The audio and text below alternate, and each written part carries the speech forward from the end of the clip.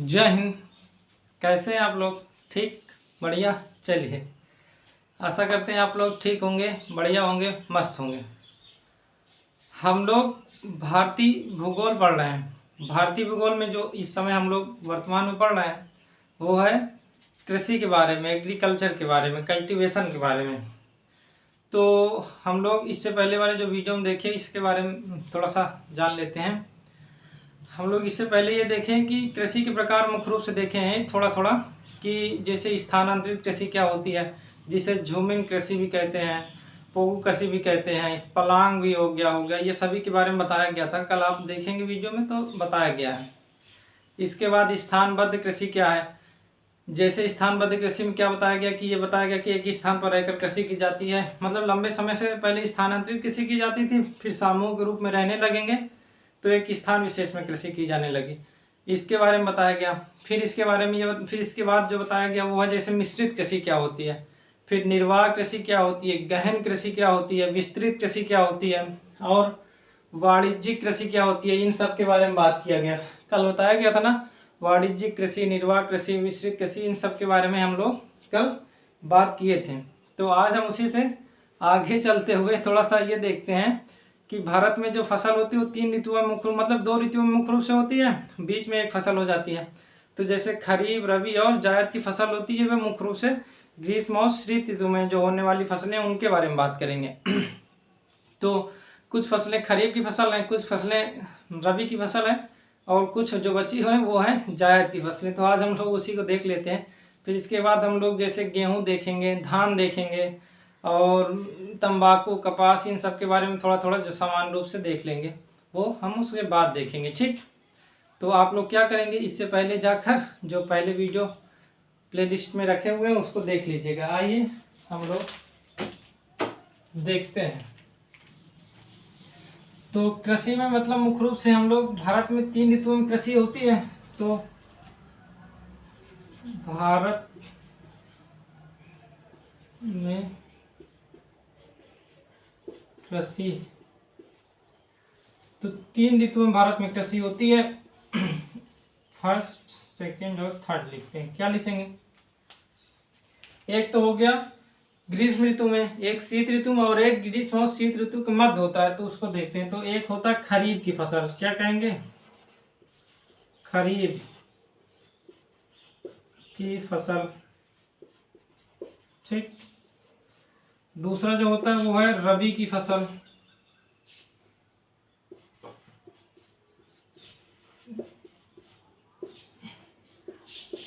और एक जो है तीसरा उसे कहते हैं जायद की फसल। जायद की फसल। ठीक, तो खरीफ की फसल, रबी की फसल और जायद की फसल। तो थोड़ा देख लेते हैं, फिर इसके बारे में हम लोग लिखते हैं। क्या देखेंगे? जो खरीफ की फसल है वो मुख्य रूप में ग्रीष्म ऋतु में होती है। ग्रीष्म ऋतु का मतलब मुख्य रूप से वर्षा ऋतु में, ग्रीष्म ऋतु में ही वर्षा ऋतु सम्मिलित कर लीजिए। तो खरीफ की फसल के लिए आवश्यक है बहुत ज्यादा वर्षा, तो वो कब होगी? वर्षा ऋतु, मतलब ग्रीष्म ऋतु में जब वर्षा होने लगती है तो खरीफ की फसल होगी, क्योंकि इसमें जो भी फसलें उगती हैं उनके लिए जल बहुत ज्यादा आवश्यक होता है। फिर इसके होता है रबी की फसल। जो रबी की फसल है, रबी की फसल में मुख्य रूप से गेहूं आता है, जिसके लिए सामान्य रूप से जल की आवश्यकता होती है, नमी की आवश्यकता होती है। और जायद की फसल का मतलब हो गया इन्हीं दोनों के मध्य ज्यादा जल की आवश्यकता नहीं होती है। ठीक है, मतलब कुछ में ज्यादा हो जाएगी।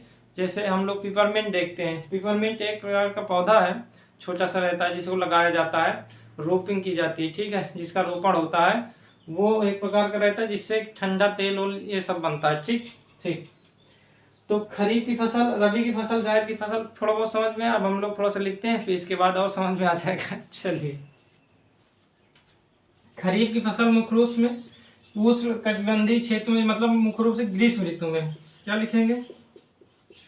ग्रीष्म ऋतु में जो भी फसल उगाई जाती है उसे क्या कहते हैं? खरीफ की फसल। मुख्य रूप से ग्रीष्म ऋतु का मतलब मानसून वाले क्षेत्र में, जब मानसून आता है,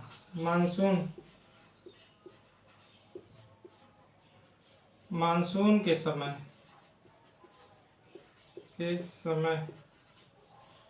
उगाई जाती है जो फसलें, उसे क्या कहते हैं? उसे खरीफ की फसल कहते हैं।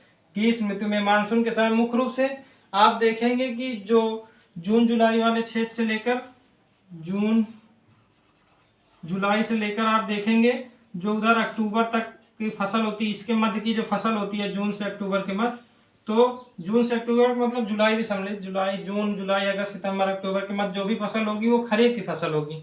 इस मध्य वर्षा होती है। आप लोग जानते हैं कि मानसून कब आता है? मानसून 1 तारीख को इस कोरोमंडल तट पर टकरा जाता है केरल वाले क्षेत्र पर।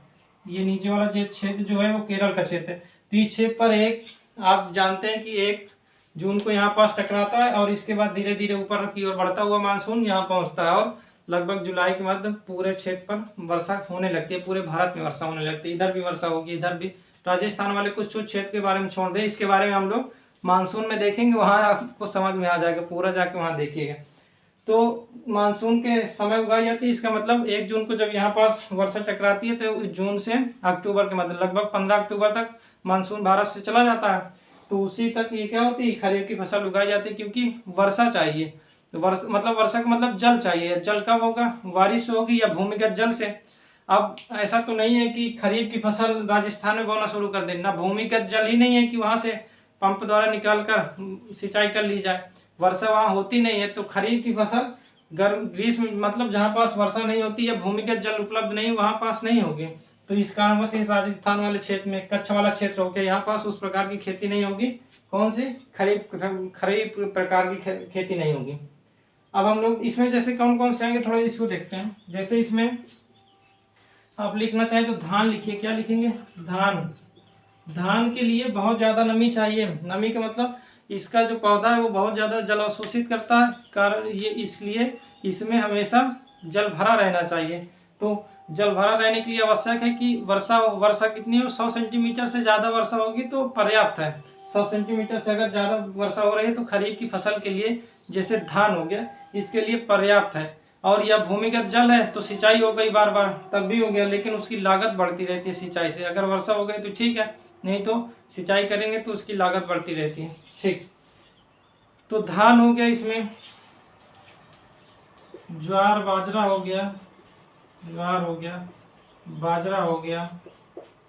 आप कपास जानते ही हैं, कपास ही इस वाले क्षेत्र में पूरा होता है, महाराष्ट्र ये वाले पूरा क्षेत्र जो काली मिट्टी है। और हो गया तंबाकू, ये सभी उगाई जाती है। तो ये सभी है खरीफ की फसल, कोई दिक्कत नहीं। ठीक, रबी की फसल देख लें हम लोग। तो रबी की फसल में मुख्य रूप से शीत ऋतु में, ठीक, ये ग्रीष्म ऋतु में तो ये क्या होगा? शीत ऋतु में।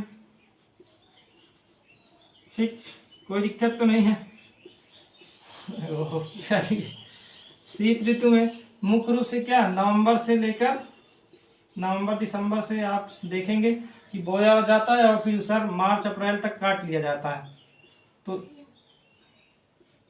मार्च अप्रैल तक, तो इनके मध्य अगर कृषि हो रही होगी तो है रबी की फसल। शीत ऋतु है, मुख्य रूप से इसी समय शीत ऋतु होता है ना भारत में। ठीक, तो शीत ऋतु के समय मुख्य रूप से जो भी फसलें उगाई जाएंगी वो रबी की फसल होंगी। और रबी की फसल में क्या आएगा? जैसे मुख्य रूप से इसमें गेहूं, क्या सम्मिलित करेंगे आप? गेहूं को सम्मिलित कर लीजिए, इसमें गेहूं आता है। ठीक, कोई दिक्कत नहीं। चना हो गया, सरसों हो गया, ये सभी इसी समय हो जाता है। जौ हो गया, ये सभी कब की फसलें हैं? रबी की फसलें। कोई परेशानी तो नहीं। ठीक, जायद की फसल मुख्य रूप से इन्हीं के मध्य होता है कि अगर देखिए नवंबर तक ये हो गया, जून से अक्टूबर, तो बीच के जो भी क्षेत्र बचेंगे आप देखेंगे कि जो अप्रैल हो गया, अप्रैल से जून के मध्य जो भी फसलें उगेंगी, मतलब जो भी खेती की जाएगी, फसलें का मतलब जो भी खेती की जाएगी उसे जायद की फसल कहेंगे।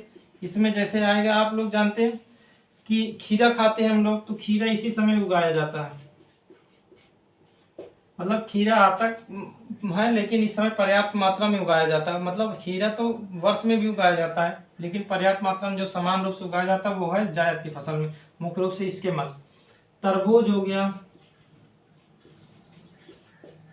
खीरा, तरबूज हो गया, इसी में आप मान, मूंग भी इसी समय उगाई जाती है। मूंग उड़द क्या है? मूंग उड़द यहाँ भी उगाई जाती है और खरीफ की फसल में भी उगाई जाती है, यहाँ भी मूंग उड़द उगाई जाती है। ठीक, तो खीरा हो गया, तरबूज हो गया, मूंग उड़द हो गया। जैसे मक्का हो गया, मक्का भी तो इसी समय उगाया जाता है। मक्का तीनों फसल में उगाया जाता है। मक्का यहाँ भी उगाया जाएगा, यहाँ भी उगाया जाएगा, यहाँ भी होगा। चारा के रूप में भी इसका मुख्य रूप से प्रयोग करते हैं। ज्वार का प्रयोग भी चारा के रूप में मुख्य रूप से करते हैं। तो जायद की फसल समझ में है, जून से अप्रैल के मध्य खीरा, तरबूज, मूंग, उड़द, मकई इत्यादि। ठीक, तो यह है जायद की फसल। जायद की फसल कब होगी? खरीफ की फसल और रबी की फसल के मध्य जो भी फसल की जाएगी, मतलब इन जो आप महीना याद कर लीजिए, जून ये हो गया, जुलाई से अक्टूबर, जून या जुलाई, और ये हो गया नवंबर दिसंबर से मार्च अप्रैल। फिर इसके बाद अप्रैल से जून के मध्य जो भी होगा फसलें, वो जायद की फसलें। मुख्य रूप से 3 ही फसलें एक वर्ष में उगाई जाए, मतलब 2 फसलें समान रूप से, अगर विशेष रूप से करना भी हुआ तो 3 फसलें उगाई गई। ठीक ठीक। तो भारत में कृषि समझ में आया किन किन ऋतुओं में? तो ग्रीष्म ऋतु, शीत ऋतु, उनके मध्य मुख्य खरीफ की फसल, रबी की फसल और जायद की फसल। इतना समझ में आया। आगे चलिए अब हम लोग क्या करेंगे, जैसे धान के बारे में थोड़ा बहुत जान लेते हैं, गेहूं के बारे में थोड़ा बहुत, और इसी प्रकार चना हो गया, सरसों, जौ, मक्का, तरबूज, इनके बारे में थोड़ा थोड़ा हम लोग देख लेते हैं। आज हम मुख्य रूप से अनाज के बारे में देख लेते हैं ना। ठीक, रफ करें, लिख लिए ना आप लोग? ठीक, तो हम लोग थोड़ा सा अनाज के बारे में देखते हैं, फिर इसके बाद दलहन के बारे में देख लेते हैं, फिर तिलहन के बारे में देख लेते हैं। तो दलहन, तिलहन, अनाज भारत में मतलब जो ज़्यादा उगाया जाता है वो अनाज ही है, पर्याप्त मात्रा में। भारत में अब अनाज, मोटे अनाज मुख्य रूप से जैसे गेहूं हो गया, चावल हो गया, ज्वार, बाजरा, ये सब भारत में पर्याप्त मात्रा में उगाए जाते हैं। तो अगर हम अनाज के बारे में बात करें, अनाज, मिलेट्स, तो अनाज में भारत की स्थिति ठीक ठाक है। ठीक ठाक का मतलब है कि अगर अनाज उत्पादन में देखेंगे तो भारत का तीसरा स्थान है। लिखिए थोड़ा सा, अनाज उत्पादन में भारत का तीसरा स्थान।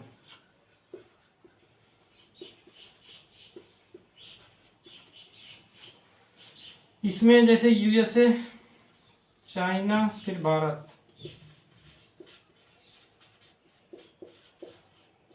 ठीक, तो अनाज उत्पादन में भारत का तीसरा स्थान। लगभग जो विश्व में जो अनाज उत्पादन होता है उसका 11% उत्पादन भारत करता है। 11% उत्पादन क्या करता है? भारत करता है। भारत उसका 11% करता है। कुल उत्पादन, विश्व में कुल उत्पादन का 11% भाग भारत उत्पादन करता है। ठीक, कोई दिक्कत तो नहीं। अनाज में मुख्य रूप से जैसे गेहूं हो गया, धान हो गया, ज्वार, बाजरा, मक्का, ये सभी सम्मिलित है। ठीक, तो अनाज उत्पादन में भारत का तीसरा स्थान, कोई दिक्कत तो नहीं। ठीक है, जितना भी बोया जाता है भारत में, जितने भी क्षेत्रफल पर बोया जाता है, उसका जो 54% होता है, जो भी खेती की जाती है उसका 54% भाग मुख्य रूप से अनाज ही का होता है। 54% में अनाज, बाकी फिर इसके बाद जो 46 है, मतलब 46% जो भाग है फिर अन्य फसलों के लिए है। तो मुख्य रूप से क्या, 54%, कुल बोए गए क्षेत्रफल पर 54% भाग किसका होता है? अनाज का होता है भारत में मुख्य रूप से। तो भारत में कुल बोए गए क्षेत्र का 54% भाग अनाज का होता है। ठीक है, जितना भी बोया जाता है उसका जो 54% भाग होगा वो मुख्य रूप से वो क्या होगा? वो अनाज का होगा। मुख्य रूप से अनाज बोया जाता है 54% भाग में। ठीक है, कोई दिक्कत तो नहीं, इतना समझ में है। ठीक, तो अनाज में ही जैसे आएगा धान, तो धान के बारे में हम लोग थोड़ा सा देख लेते हैं। धान मतलब चावल, धान का मतलब चावल है। चावल कब कहेंगे? जब धान के जो धान होता है उसके ऊपरी परत को हटा देंगे, छिलका हटा देते हैं, तो वो हो जाता है चावल। तो हम लोग थोड़ा सा चावल के बारे में बात करते हैं। चावल, ठीक,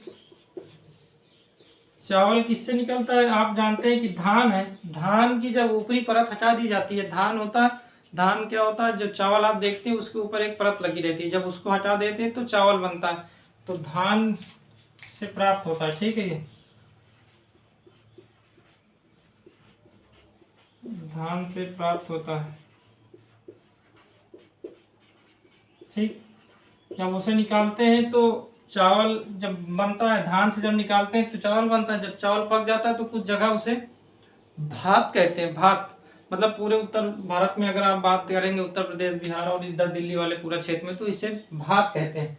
ठीक, तो धान से प्राप्त होता है चावल, कोई दिक्कत नहीं, इसमें कोई परेशानी नहीं। ये क्या होता है, उष्णकटिबंधीय क्षेत्र में उगता है, मुख्य रूप से उगाया जाता है।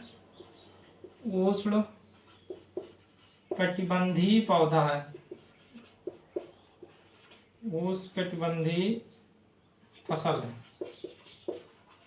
ठीक, उष्णकटिबंधीय फसल का मतलब गर्मी की आवश्यकता होती है। कैसे, कितनी आवश्यकता, जैसे आप कहेंगे कि इसके लिए जो आवश्यकता का 100 सेंटीमीटर से अधिक वर्षा चाहिए, इसको 100 सेंटीमीटर से अधिक और 21 सेंटीमीटर से ज़्यादा, इसके 21 डिग्री सेल्सियस से ज़्यादा तापमान इसके लिए और चाहिए। किसके लिए, चावल या धान के लिए। तो मुख्य रूप से धान ही है, तो कितना, 21 डिग्री सेल्सियस से ज़्यादा तापमान होना चाहिए, ज़्यादा तापमान होना चाहिए। ठीक है, 21 डिग्री से ज़्यादा तापमान होगा तो वहाँ पास धान और चावल उगा सकते हैं, कोई परेशानी की बात है नहीं। तीसरा था, चौथा क्या लिखेंगे, 100 सेंटीमीटर से अधिक वर्षा होनी चाहिए। 100 सेंटीमीटर से अधिक वर्षा होनी चाहिए, 100 सेंटीमीटर से अधिक वर्षा होनी चाहिए। अब 100 सेंटीमीटर अगर वर्षा नहीं हो रही है तब क्या होगा, भूमिगत जल उपलब्ध होना चाहिए। भूमिगत का मतलब पृथ्वी के नीचे जो जल उपलब्ध है। ठीक है, पृथ्वी के नीचे का मतलब यह हुआ कि जो ऊपरी परत है, जो भूपर्वतीय है, उसमें जो जल उपलब्ध है उसकी बारे में बात हो रही। आप नीचे मत चले जाइए क्योंकि नीचे तो जल है ही नहीं। तो 21 सेंटीमीटर से ज्यादा तापमान होना चाहिए, 100 सेंटीमीटर से अधिक वर्षा होनी चाहिए, या भूमिगत जल पर्याप्त उपलब्ध होना चाहिए। इसी में या भूमिगत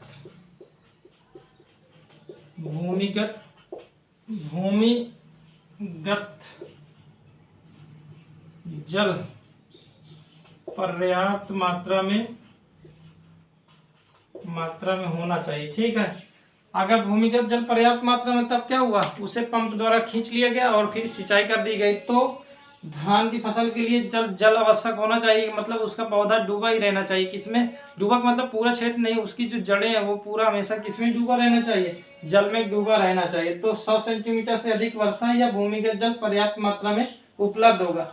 100 सेंटीमीटर, देखिए वर्षा आप जानते हैं कि कुल वाला कौन सा क्षेत्र है, 100 सेंटीमीटर से ज्यादा वर्षा इधर होती है, यहाँ पास होती है, इस पूरे वाले क्षेत्र में होती है और इधर होती है। ठीक है, कुछ भागों में जैसे जैसे ऊपर बढ़ते जाते हैं वैसे वैसे वर्षा कम होती जाती है, फिर यहाँ तक जाते हैं, ऊपर जाते हैं 50 सेंटीमीटर तक की वर्षा बचती है। ठीक है, इधर से बढ़ते जाते हैं 100 सेंटीमीटर, 70 सेंटीमीटर, 50, फिर आगे जाते जाते 25 सेंटीमीटर, बहुत कम बचता है। राजस्थान वाले क्षेत्र में तो बहुत, साल में जितनी वर्षा इधर चेरापूंजी में जितनी एक दिन में होती है, इधर आप 10 साल भी देखेंगे राजस्थान में तब भी नहीं हो पाती। ठीक है, ठीक, तो चावल के बारे में इतना कुछ समझ में कुछ बहुत आया ना, इतना लिख लीजिए, फिर आगे आगे देखते हैं। कुछ बहुत का मतलब इसमें जो बताने वाला है उसको बता दिया जा रहा है, और इसमें बताने वाला ऐसे है ही क्या। आप लोग को जब हम आर्थिक कृषि मतलब आर्थिक वाला भाग शुरू किए थे इंडियन जियोग्राफी में, उसमें ज्यादा याद ही करने वाला, समझाने वाला तो उससे पहले ही था। उसके बाद जैसे मानसून से पहले समझाने वाला, जैसे मिट्टी के बारे में बताना आवश्यक था, उससे पहले मानसून के बारे में बताना था, उससे पहले और भी जो भी टॉपिक चला उसके बारे में बताना आवश्यक था।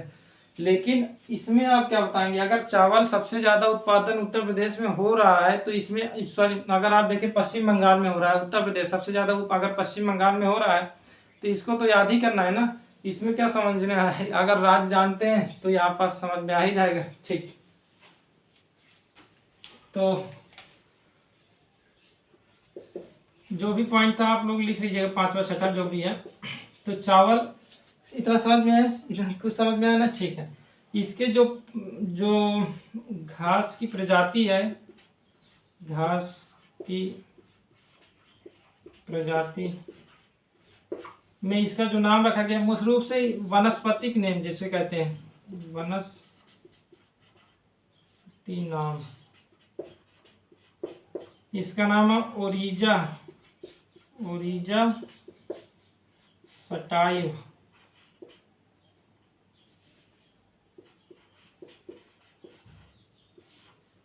ओरिजा सटाई कहते हैं, ठीक है। इसकी जो प्रजाति के नाम, घास की प्रजाति या वनस्पति नेम है, इसे कहते हैं ओरिजा सटाई, ठीक है। इसको लिख लीजिए, ओरिजा सटाई, कोई परेशानी नहीं ना, ठीक। ओरिजा सटाई इतना लिख लीजिए, ठीक। रफ करें, नीचे लिख लीजिए रफ क्या करना। जो छठा बिंदु है इसमें क्या है, जो चावल है, चावल के उत्पादन में भारत का दूसरा स्थान है।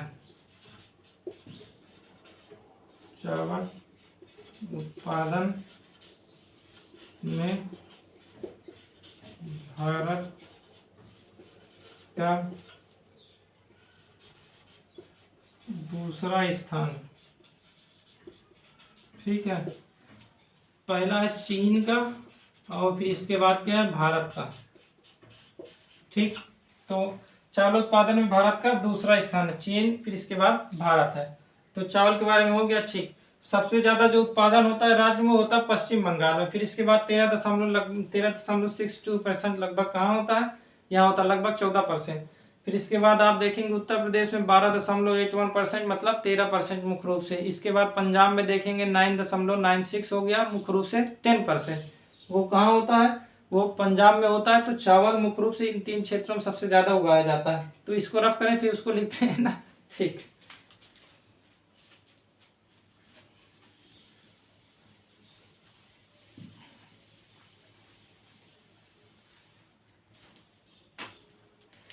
तो जो भी हो, 8वां पॉइंट जो भी हो आप लिखते जाइएगा। चावल जो सबसे ज्यादा उत्पादन होता है, सर्वाधिक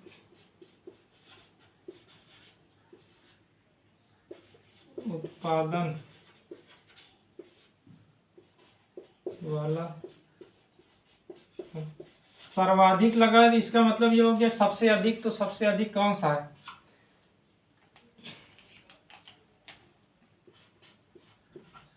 पश्चिम बंगाल।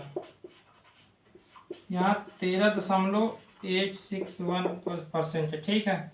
13.62 है, 62% है। इसमें मुख्य रूप से 14% आप लिख लीजिए, 14% लिख लीजिए, ठीक। इसके बाद आप देखेंगे तो उत्तर प्रदेश लिख लीजिए, उत्तर प्रदेश, यूपी, ठीक है। यूपी मतलब यूपी में कितना है, इसमें आप देखेंगे 12.81%, मुख्य रूप से 13%, ठीक है। इसको 13% आप लोग समान रूप से लिख लीजिए। इसके बाद आप देखेंगे पंजाब वाला क्षेत्र, पंजाब में होता है 9.96%, मुख्य रूप से हम लोग 10% लगभग लिख लीजिए, लगभग 14%, लगभग 13%, लगभग 10%, मतलब 13.62, 12.81, ये याद होगा नहीं, याद रखिएगा, लगभग 14, 13 और 10%। तो सर्वाधिक उत्पादन वाला राज्य, कोई दिक्कत नहीं, ठीक। तो इतना लिख लिए। तो सर्वाधिक उत्पादन सबसे ज्यादा पश्चिम बंगाल में। लेकिन अगर प्रति हेक्टेयर की बात करें, प्रति हेक्टेयर में पंजाब सर्वाधिक है, प्रति हेक्टेयर में सबसे ज्यादा उत्पादन पंजाब में होता है। कुल उत्पादन अगर आप देखेंगे तो पश्चिम बंगाल में सबसे ज्यादा है, लेकिन अगर प्रति हेक्टेयर की बात करेंगे, ठीक है, उस भूमि की बात करेंगे तो उसमें पंजाब सबसे ज्यादा है, ठीक। तो आप अगर लिखना चाहें तो प्रति हेक्टेयर में पंजाब में सर्वाधिक उत्पादन होता है, इसको लिख लीजिए। सबसे ज्यादा होता यहाँ है, कुल क्षेत्रफल की बात कर रहे हैं। पश्चिम बंगाल, आप राज्य जानते हैं ना, पश्चिम बंगाल ये क्षेत्र से उठता हुआ ये ऊपर जाता है और यहाँ से मिलता है ऊपर, ठीक। उत्तर प्रदेश ये वाला पूरा क्षेत्र है और पंजाब ये वाला पूरा इधर किनारे वाला क्षेत्र, ठीक है। उत्तर प्रदेश ये वाला पूरा क्षेत्र, यहाँ पश्चिम बंगाल का ये वाला पूरा क्षेत्र, और ये है यहाँ पास पंजाब वाला क्षेत्र, ठीक, ठीक है। तो रफ करें, कोई दिक्कत नहीं ना, ठीक। तो प्रति हेक्टेयर में लिख लेंगे, नहीं यहाँ लिख ही लीजिए आप लोग, प्रति हेक्टेयर में सबसे ज्यादा उत्पादन जो होता है वो पंजाब राज्य में सबसे ज्यादा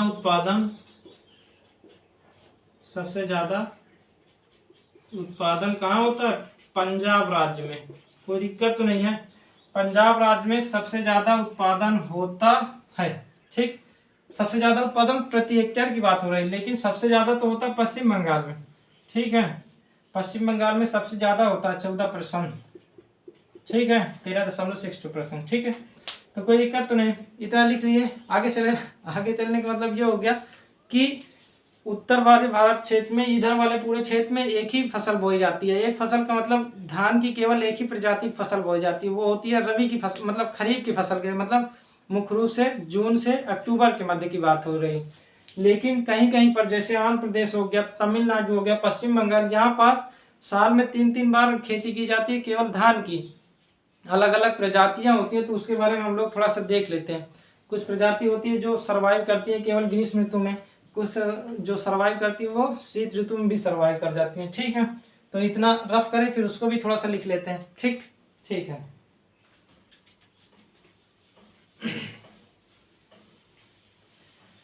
इतना लिखने के बाद अब थोड़ा सा क्या लिखेंगे हम लोग, जो कौन सा बिंदु जो भी हो 10वां बिंदु होगा, क्या लिखेंगे कि पश्चिम बंगाल,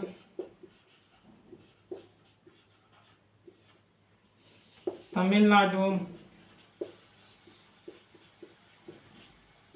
आंध्र प्रदेश में चावल की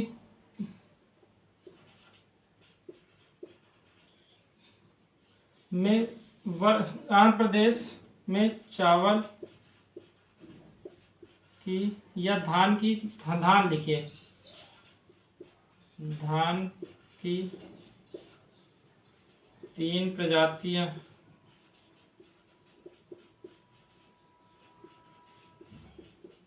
लगाई जाती है।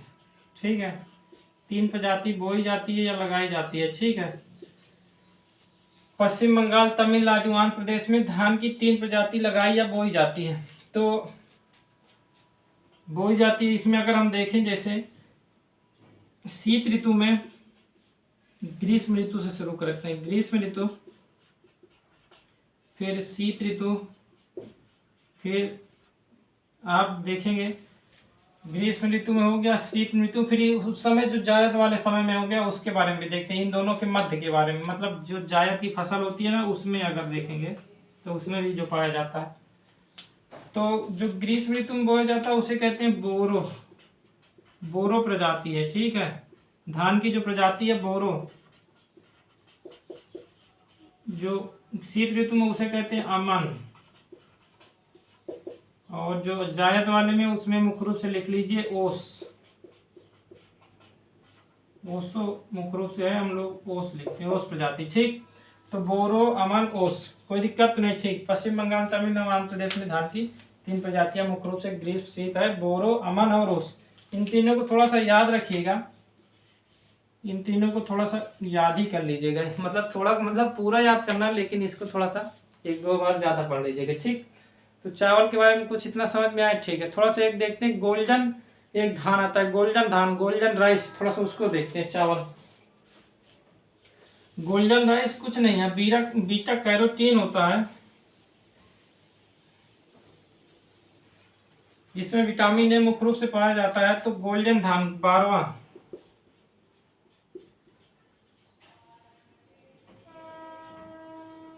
गोल्डन राइस, मतलब गोल्डन जो राइस है उसके बारे में अगर हम बात करें, चावल लिख लीजिए, जो भी लिखना है। ठीक है, गोल्डन राइस लिख लीजिए। तो गोल्डन राइस जो है ये चावल की एक प्रजाति है, मुख्य रूप से विकसित प्रजाति है, चावल की विकसित प्रजाति है, विकसित प्रजाति। इसमें क्या पाया जाता है, इसमें इसी तरह लिखते जाइए, जिसमें इसमें क्या है, जिस तरह लिखाया जा रहा है इसी तरह लिखिए। चावल की विकसित प्रजाति है, इसमें बीटा कैरोटीन पाया जाता है। इस प्रजाति में क्या होता है, बीटा कैरोटीन, बीटा कैरोटीन, मुख्य रूप से बीटा कैरोटीन पाया जाता है। और ये बीटा कैरोटीन मुख्य रूप से क्या है, इसमें इससे क्या होता है, मुख्य रूप से जो विटामिन ए है इसकी आपूर्ति होती है, विटामिन ए की आपूर्ति,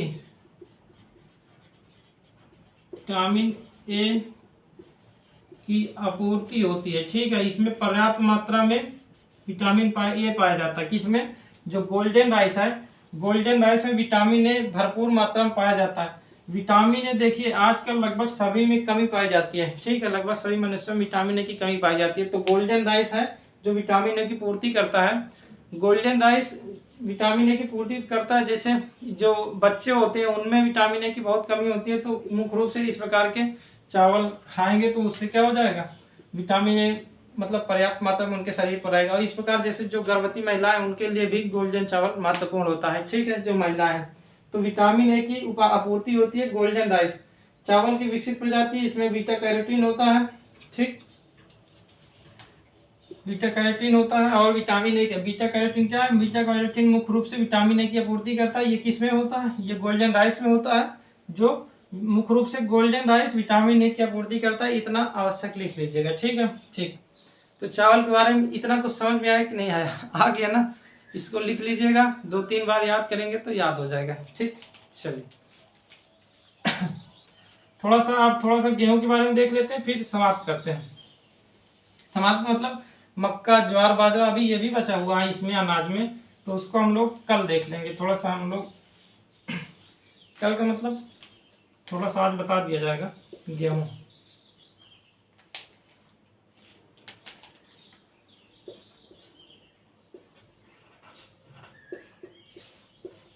गेहूं लिखिए,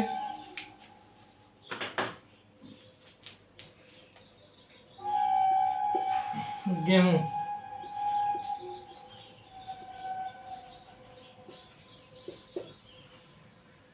इसमें क्या लिखेंगे, देखिए गेहूं रबी की फसल है, इसमें तो कोई परेशानी आपको होगी नहीं। तो थोड़ा सा हम लोग तापमान देखते हैं, इसके लिए आवश्यक होता है क्या तापमान चाहिए, इसके बाद हम आगे बात करते हैं। तो इसके लिए जो तापमान चाहिए, पहला बिंदु क्या लिखेंगे, अगर तापमान देखेंगे, अगर शीत ऋतु में बोया जा रहा है तो उसके लिए तापमान चाहिए 10 से 15 डिग्री सेल्सियस, 10 से 15 डिग्री सेल्सियस में है। अब अगर ग्रीष्म ऋतु में बोया गया, कहीं कहीं ग्रीष्म ऋतु में भी बोया जाता है, ठीक, तो उसके लिए चाहिए 20 से 25 डिग्री सेल्सियस तापमान, इससे ज़्यादा नहीं होना चाहिए, ठीक है, ठीक। तो ग्रीष्म और शीत ऋतु को लिख लीजिएगा, तापमान जो चाहिए मुख्य रूप से शीत ऋतु के लिए आवश्यक होता है 10 से 15 डिग्री के मध्य तापमान होगा तो गेहूं के लिए पर्याप्त होता है, ठीक है। नमी भी रहती है और साथ ही साथ थोड़ा बहुत ही इसमें सिंचाई करनी पड़ती है और हो जाता है, थोड़ा बहुत इसमें नमी ज़्यादा चाहिए। अगर नमी पर्याप्त चाहिए धान के लिए तो पानी हलाल या भरा ही रहना चाहिए, उसकी जड़ में पर्याप्त मात्रा में पानी हमेशा रहना चाहिए, इसके लिए इतना आवश्यक नहीं है, बस नमी रहे, बस समान रूप से नमी इसके लिए चाहिए, ठीक, ठीक। तो वर्षा की इसके लिए आप जानते हैं उससे कमी होगा तो 50 अगर 75 सेंटीमीटर तक वर्षा हो जाए तो पर्याप्त है, 75 सेंटीमीटर तक वर्षा की आवश्यकता होती है। 75 सेंटीमीटर तक वर्षा की आवश्यकता होती है, इसका मतलब ये नहीं कि जहाँ वर्षा नहीं होती वहाँ नहीं उगाया जाएगा, वहाँ भूमिगत अगर जल उपलब्ध होगा तो भूमिगत जल क्या होगा, पंप द्वारा निकाल कर थोड़ा सा सिंचाई कर दी जाएगी ताकि उसको थोड़ा सा नमी मिली रहे, ठीक, ठीक है। तो 75 सेंटीमीटर तक वर्षा होती है। अब आप जानते हैं पश्चिमी विक्षोभ द्वारा जब इस वाले पूरे क्षेत्र में जब वर्षा होती है, पश्चिमी विक्षोभ आप जानते हैं ना, इधर से जो आता है, हम लोग सब बात कर चुके हैं, भूमध्य सागर में जो उठता है फिर आगे जेट स्ट्रीम के द्वारा बहाकर लाया जाता है, फिर यहाँ वर्षा होती है, पवनों को बहाकर लाया जाता है, तो फिर इसके बाद यहाँ वर्षा होगी पश्चिमी उत्तर प्रदेश। तो उसके लिए गेहूं की फसल के लिए महत्वपूर्ण होता है, जो गेहूं है इसके लिए पश्चिमी विक्षोभ महत्वपूर्ण है, क्योंकि थोड़ा थोड़ा वर्षा कर देता है और इसके लिए थोड़ा ही नमी चाहिए, ज़्यादा चाहिए ही नहीं, ठीक। तो इतना कुछ समझ में आया, ठीक। दूसरा स्थान है भारत का, अगर देखेंगे चावल गेहूं उत्पादन में, तीसरा बिंदु गेहूं उत्पादन में भारत का दूसरा स्थान, भारत का दूसरा स्थान, दूसरा स्थान चीन का है, फिर इसके बाद भारत, इसको लिखिए, भारत का दूसरा स्थान है। तो शीत ऋतु में 10 से 15 सेंटीमीटर तक वर्षा डिग्री तापमान होना चाहिए, 75 सेंटीमीटर तक वर्षा की आवश्यकता, गेहूं के उत्पादन भारत का दूसरा स्थान, कितना लिख लिए, आगे चले ना, ठीक। अगर आप देखेंगे तो उत्तर प्रदेश में गेहूं का सबसे ज्यादा उत्पादन होता है। अगर क्षेत्रफल की दृष्टि से देखें, प्रतिशत की दृष्टि से नहीं, प्रतिशत की दृष्टि में तो पंजाब ही आगे निकल जाएगा, लेकिन क्षेत्रफल की दृष्टि से देखेंगे सर्वाधिक उत्पादन तो मुख्य रूप से गेहूं का जो है उत्तर प्रदेश, यूपी में, पंजाब हो गया, तो ये वाले क्षेत्र में सबसे ज़्यादा, हरियाणा है, ठीक है, तो ये लिख लीजिए। इसके अतिरिक्त अगर आप देखेंगे अन्य क्षेत्र जो देखेंगे तो मध्य प्रदेश इसी में सम्मिलित हो जाएगा, ठीक है, मध्य प्रदेश हो गया, और थोड़ा बहुत इधर वाला क्षेत्र हो जाता है, ये वाला क्षेत्र हो गया, पूरा बिहार उहार वाला क्षेत्र हो जाता है, झारखंड वाला क्षेत्र। तो सर्वाधिक जो उत्पादन होता है वो उत्तर प्रदेश हो गया, पंजाब हो गया, हरियाणा हो गया, उत्तर प्रदेश में सबसे ज़्यादा, फिर पंजाब में, लेकिन प्रतिशत के आधार पर पंजाब में ही सबसे ज़्यादा होता है, ठीक है, तो इतना लिख लीजिए। इसके अतिरिक्त मध्य प्रदेश बिहार वाले क्षेत्र में भी इसका उत्पादन पर्याप्त मात्रा में हो जाता है, ठीक। मध्य प्रदेश, सब राज्य तो आप जानते हैं ना, उत्तर प्रदेश ये है, पंजाब वाला क्षेत्र ये है, हरियाणा इसी के मध्य ये यहाँ पास लगा हुआ है, ठीक है, और मध्य प्रदेश ये वाला पूरा क्षेत्र है, बिहार इससे लगा हुआ क्षेत्र यहाँ है, पश्चिम बंगाल से इधर लगा हुआ, इधर से उत्तर प्रदेश से लगा हुआ है, ठीक। तो गेहूं वाला इतना समझ में आया, थोड़ा बहुत ही समझ में आया ना, ठीक है, थोड़ा बहुत ही पर्याप्त है, तो कोई दिक्कत तो नहीं, गेहूं में इतना समझ में आ गया, ठीक। तो भारत में जो कृषि है मुख्य रूप से इसके बारे में हम दो के बारे में देख चुके हैं, एक हो गया चावल, देखोगे गेहूं। अब क्या देखना है, जैसे मक्का के बारे में, मक्का ज्वार के बारे में देखना है, बाजरा के बारे में देखना है, ठीक है, जौ के बारे में देखना है। तो मक्का के बारे में हम लोग देखेंगे C4 पौधा है, कार्बोहाइड्रेट स्टार्च होता है, इसके लिए जो तापमान की आवश्यकता होती है मक्का के लिए 50 से 100 सेंटीमीटर के मध्य, अगर 50 से 100 सेंटीमीटर के मध्य अगर वर्षा होगी तो ठीक है, और 21 से 27 डिग्री सेल्सियस तापमान की आवश्यकता होती है। कर्नाटक सबसे ज़्यादा उत्पादन करता है किसका, मक्का का, तो ये हो गया। ज्वार के बारे में भी इसी तरह थोड़ा तापमान देखेंगे, 21 से 27 सेंटीमीटर हो गया, ठीक है, मुख्य रूप से ये होता है। और मतलब 21 से 27 सेंटीमीटर मतलब ये हो गया कि 26 से 33 भी होता है, ठीक है, 26 से 33 सेंटीमीटर डिग्री सेल्सियस, 26 से 33 डिग्री सेल्सियस के मध्य तापमान होना चाहिए। 30 सेंटीमीटर अगर वर्षा हो रही है तो पर्याप्त है। इसी प्रकार आप देखें, उसमें अगर आप देखेंगे जो ज्वार में है, ज्वार में सबसे ज़्यादा महाराष्ट्र उत्पादन करता है। इसके बाद बाजरा है, बाजरा में राजस्थान सबसे ज़्यादा है। तापमान लगभग ज्वार की तरह ही आवश्यक है, वही लगभग 26 से 30 सेंटीमीटर 30 डिग्री सेल्सियस के मध्य होना चाहिए। वर्षा थोड़ा सा ज़्यादा होनी चाहिए, 40 से 50 सेंटीमीटर के मध्य होना चाहिए। इसके बारे में मुख्य रूप से बाजरा के बारे में। जौ हो गया, जौ में भी आप जानते हैं कि ये वाला क्षेत्र, मतलब आप जानते हैं कि बाजरा सबसे ज़्यादा होता है राजस्थान में, जौ भी सबसे ज़्यादा होता है राजस्थान में, लेकिन ज्वार जो होता है वो महाराष्ट्र में सबसे ज़्यादा होता है। तो ये सब थोड़ा थोड़ा बातें हैं जो बताई गई हैं, इसको कल लिखवा दिया जाएगा, कोई दिक्कत नहीं, मतलब इससे थोड़ा सा और ज़्यादा ही लिखवाया जाएगा। तो इतना समझ में आया।